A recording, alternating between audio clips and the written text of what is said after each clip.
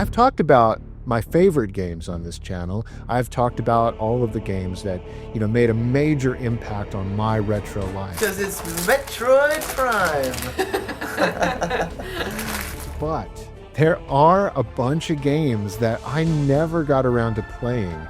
And it may surprise you, some of the games that just never reached my home entertainment system. Go for it, pal. For whatever reason, I never held a controller and sat in front of my TV to play the games on this list. That's right, we're going to talk about today the top 10 games you wouldn't believe I've never played.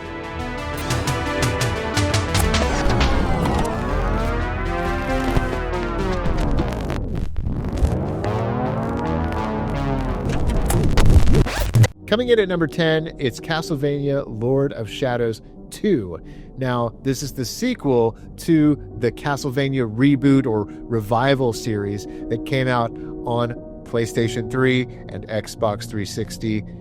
I never played this game. This is a game I completely ignored. I played Castlevania Lord of Shadows 1, and very quickly I realized this is not for me. For this series, they brought on Hideo Kojima, famous for his Metal Gear Solid games, and they brought him on as the creative mastermind for this project, and really, he turned it into more of a Castlevania meets God of War or Devil May Cry. It just feels so different. It just plays so different, and it's just not Castlevania for me, guys. And really, one of the biggest things about these games that for me just doesn't work as a Castlevania game is the music. The music just, it feels so far removed. It's much more like earthy and ambient and epic. It's not the gothic pseudo jazz rock riffs of the Castlevania series that the Castlevania series is famous for. And if you don't have that Castlevania style soundtrack, you just aren't playing a Castlevania game. I'm sorry. So Lord of Shadows 2, I've heard that it's pretty good. For people that like these games, but it's just not for me. I do not like these games, and I've never played this game at all. Totally passed it by. Tonight will be your last, Prince of Darkness.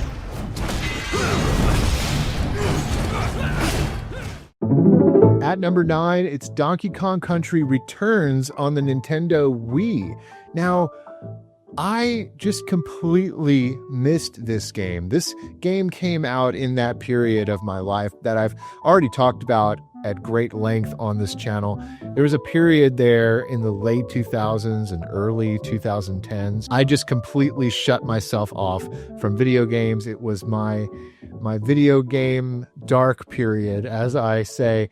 And there were a lot of franchises and games that I completely missed in this era. And Donkey Kong Country was one of my favorite games on the Super Nintendo. I played that trilogy and loved it. I beat each game. I anticipated with so much excitement as a kid each game in the Donkey Kong Country series, and even Donkey Kong 64 with its DK rap. Here we go. He's the leader of the bunch. You know him well. He's finally back to kick some tail. DK. Donkey Kong. DK. Donkey Kong is here. I really was wanting another Donkey Kong Country game, and then by the time we finally got one in Donkey Kong Country Returns on the Wii, it just wasn't the right time or place for me.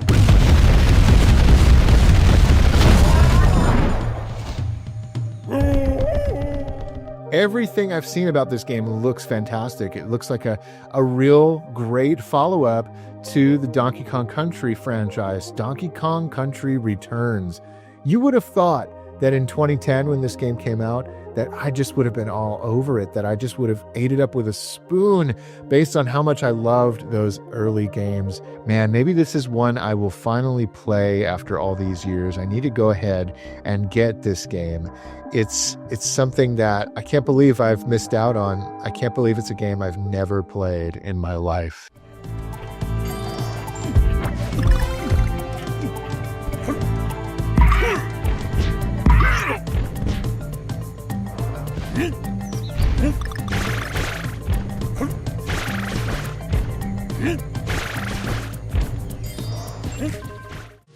Coming in at number 8, it's Metroid Prime 3.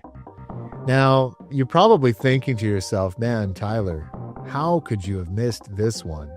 I mean, I did an entire video about Metroid Prime and Metroid Fusion and how I got those games Christmas 2002.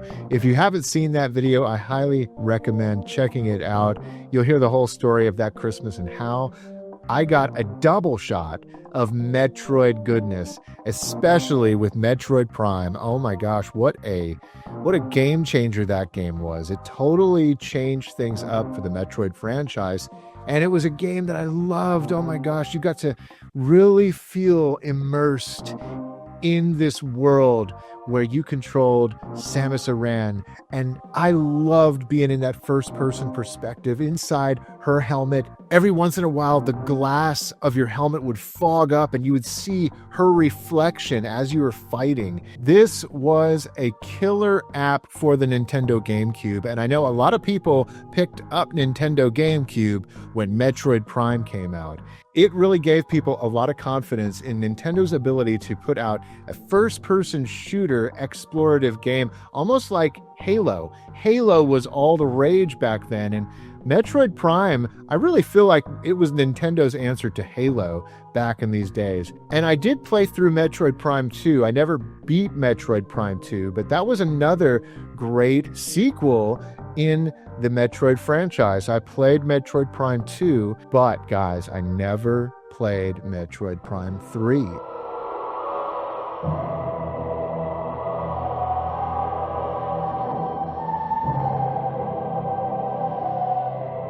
One of the reasons why is because, again, this was the dark period of my gaming life, my retro life, where, you know, I was grieving the loss of my dad and I was really just focusing on moving on with my life, and video games took a back seat. Another reason was the Wii console itself. The Wii console, I was highly disappointed in overall. I never liked using motion controls, and Metroid Prime 3 used them. I just never even touched it. And it's crazy because Metroid Prime 4 just came out and I'm actually excited to play it.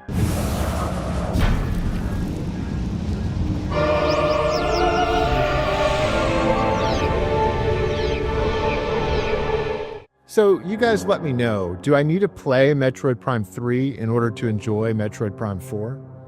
Inquiring minds want to know.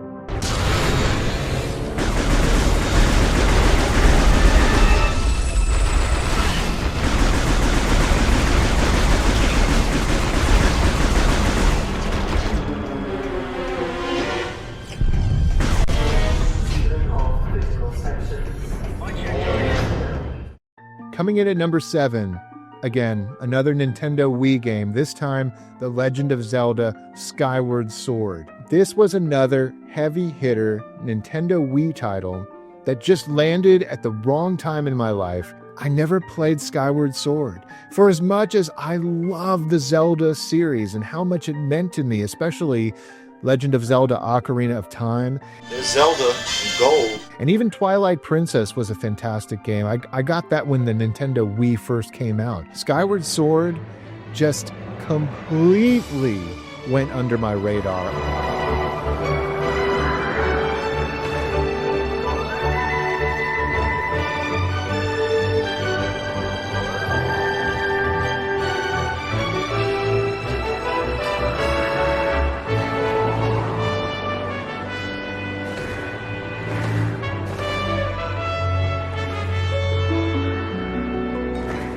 I did not care about this game at all. In fact, I don't even remember any of the buzz around it. That's because of the era again. And I've heard good things about it. I have heard, though, that it's one of the weaker 3D Zelda games. You know, this one is kind of the black sheep of the Zelda franchise for a lot of people. And it has been remastered and re-released on the Nintendo Switch. So I'd be curious to know. Let me know in the comments. Is this one I should check out? Is it one I should play? Am I really missing something here? Like, I can't believe I never played a mainline Zelda game. Crazy to me, guys. Coming in at number 6, it's Resident Evil 7. I love the Resident Evil games. Resident Evil Code Veronica! I've talked about Resident Evil quite a bit on this channel before. Some of my greatest memories with my dad. Uh-oh. Do you really want to go in there? I remember when he got me Code Veronica on the Sega Dreamcast. It was one of the greatest birthday surprises of my life. And then later on with the Resident Evil remake on GameCube, again, Dad surprised me. All right, this is it. Little thing here. So many incredible memories with these games, and I continue to play Resident Evil games even up to Resident Evil 5 and Resident Evil 6. I played a little bit of 6. I played through all of Resident Evil 5, Resident Evil 4, classics if you ask me. When I saw the trailers for Resident Evil 7 and I saw just how dark and how scary this entry in the series looked, oh my gosh, guys. I mean, the move to first person for Resident Evil was one that I wasn't ready for. And really, it just looking at the trailers and seeing some gameplay, it scared me just watching it. I couldn't imagine actually sitting in a darkened room playing this game. Be careful. They'll be looking for you. He's coming. We need to go. We need to go now.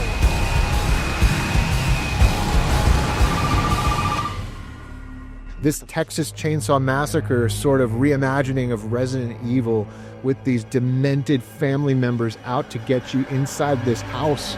It was a game I avoided because I never wanted to experience it. It looked too scary to me. Resident Evil 7, I can't bring myself to play it. It's just too scary.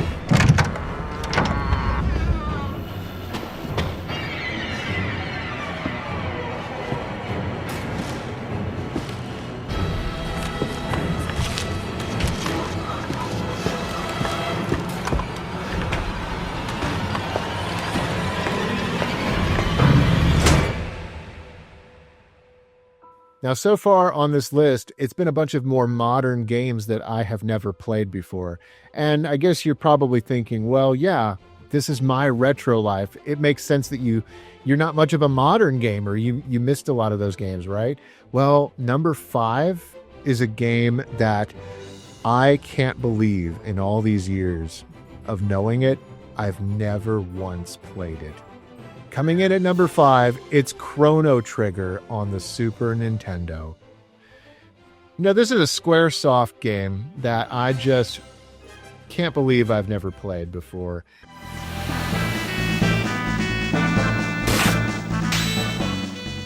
You know, it came out not too long after Secret of Mana, and I was a huge Secret of Mana fan. I loved that game. It really helped make me interested and helped me to love role-playing games. Granted, Secret of Mana was more of an action role-playing game. Chrono Trigger is a standard turn-based RPG. I really had not made the leap to turn-based role-playing games in the 16-bit era. I was still sort of baby-stepping my way into RPGs with action RPGs, and that's why Chrono Trigger passed me by. Over the years, my buddy Brian, this is his favorite game of all time, and he will rave about Chrono Trigger. He will talk to me about it all the time and tell me Tyler, you're crazy. How have you not played Chrono Trigger? I've seen visuals of it. I, of course, know that it's a legendary game that people love and adore. But, man, it has passed me by somehow. And I know I'm probably going to get a lot of comments that say, Tyler, play Chrono Trigger. What's wrong with you? It's on my list, guys. It's on my list.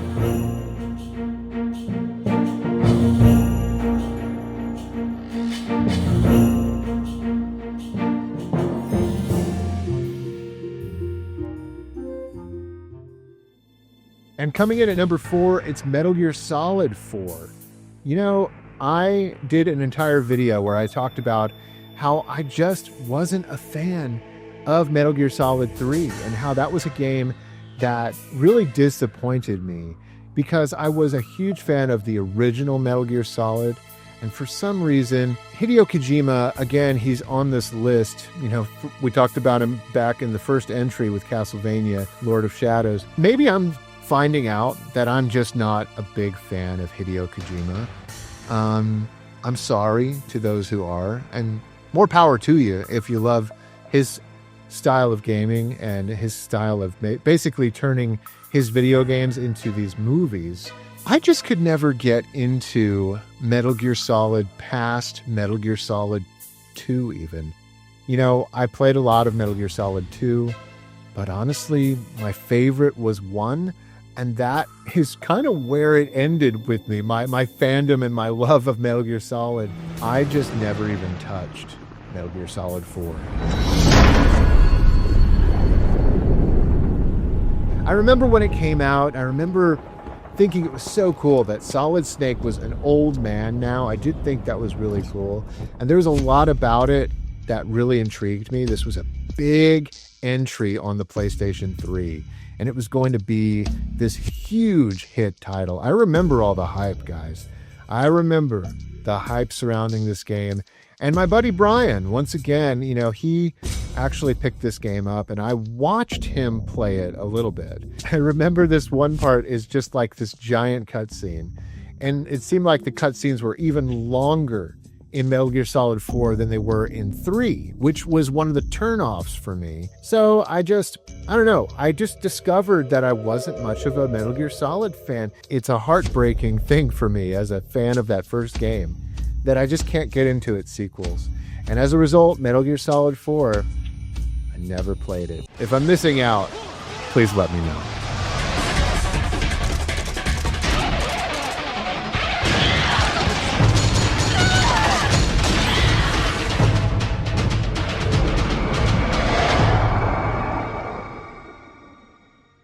Coming in at number 3, it's Red Dead Redemption 2 on the PlayStation 4.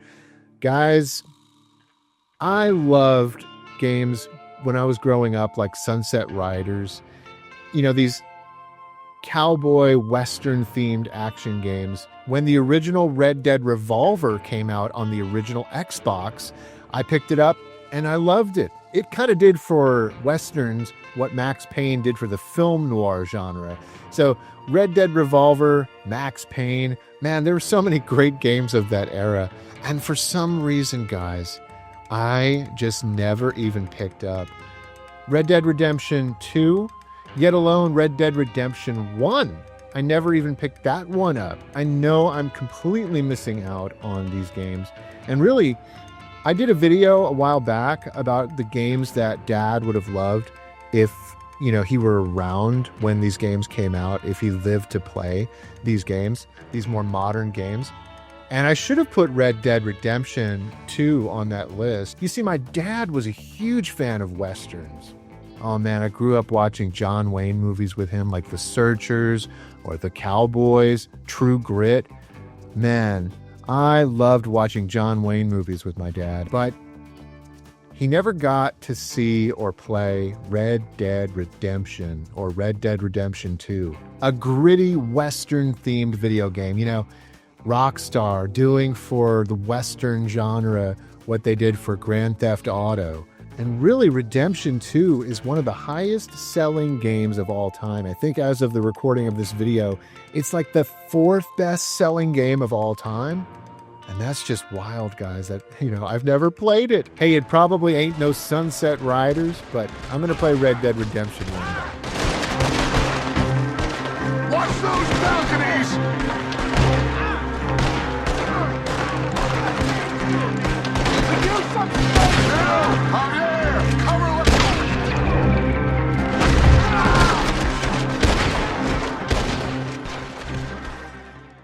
And that brings us to our number 2 entry on this list, GTA 5. I've never played it, never touched it with a 10-foot pole. I was done with the Grand Theft Auto series after GTA 4. Many of you know that my dad, originally had a big problem with me playing GTA 3. I was very reckless in the game. I was not really playing the storyline. I was just going around killing cops and doing horrible things in the game because the game is this giant sandbox. I mean, you have freedom to do all sorts of horrible things. And by the time Grand Theft Auto 4 came out, I was working. I was in the workforce. I'd come home from work and I'd start, just running amok, doing crazy things inside Grand Theft Auto 4. And again, not really playing the game. And, I don't know if I heard my dad echoing in my mind. This game came out in the years after we lost him.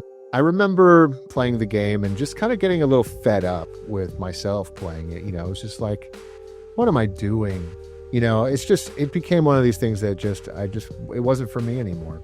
And Grand Theft Auto 5, when it came out, I know that it's one of the biggest games ever. Like, people love and live in this game online, especially. And, I just have never even seen it. I haven't even seen one video clip of Grand Theft Auto 5. But I just have never played Grand Theft Auto 5, and I don't have any plans to. And so the next time I do a list like this, you can expect to see Grand Theft Auto 6, in the year 2030. My psychotic best friend shows up out of nowhere. Nobody tells me what I want! To torture me over mistakes I made over a decade ago. You back in the game? I guess. Yes! Woo! Welcome back, man! And coming in at number 1, it is The Last of Us. I bet you guys are shaking your heads how could you have not played this game? How did you miss out on such a masterpiece? Me and Naughty Dog go back all the way back to the 90s. I remember Way of the Warrior. Oh my gosh, I loved that game. Played that game so much. What a great fighting game that was when they brought that to the world. Nah, I'm just joking. I hate Way of the Warrior. That's a terrible Naughty Dog game. No, Crash Bandicoot was really where Naughty Dog got all of their ducks in a row. After Crash Bandicoot 1, 2, and 3, they brought us the Jak and Daxter games, and those were brilliant. And then, my gosh, guys, I love the Uncharted games. Uncharted, what a masterpiece of a series. Naughty Dog could do no wrong. And then they came out with The Last of Us. He tells me how these streets were crowded with people just going about their lives. Must have been nice.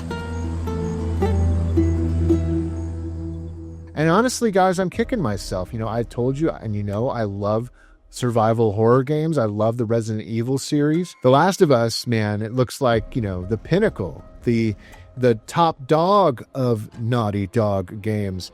And I never played it. It came out on PlayStation 3.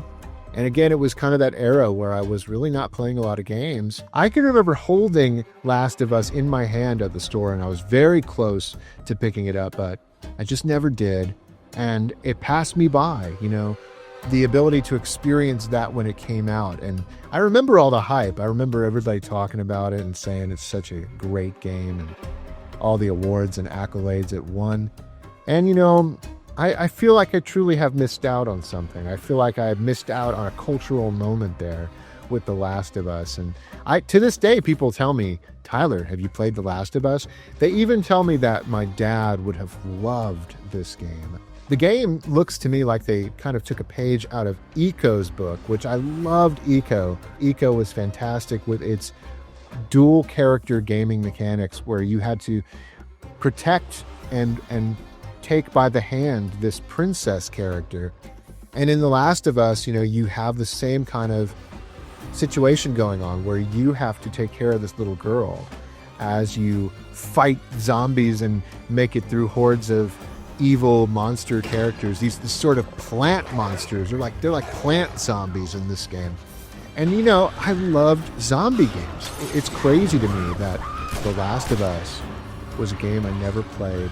And to this day, I will go to the store and I will see the box for like the remastered version on PlayStation 5. And of course, there's a sequel that was kind of controversial from what I remember. And I've never played these games. I don't know why. I can't believe I missed out on The Last of Us. But one of these days, I know I will play it.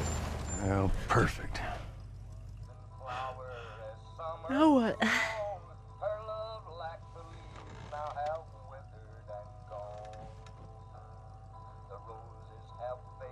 Screw it. Well, that's about it for this video, guys. I hope you enjoyed this look at the top 10 games you wouldn't believe I've never played in my life. I've never held a controller and played these games. It just hasn't happened. I may have seen, some videos of them or maybe been a third person sort of observer of somebody like my friend Brian or somebody playing these games, but I've never, ever played any of these games, and one day I intend to remedy that, and maybe that day will be soon.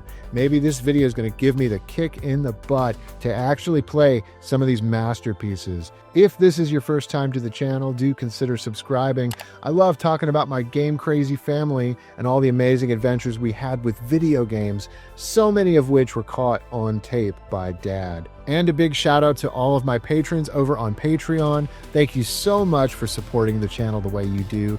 If you want to support the channel, head on over to patreon.com/myretrolife or click the join button right here on YouTube.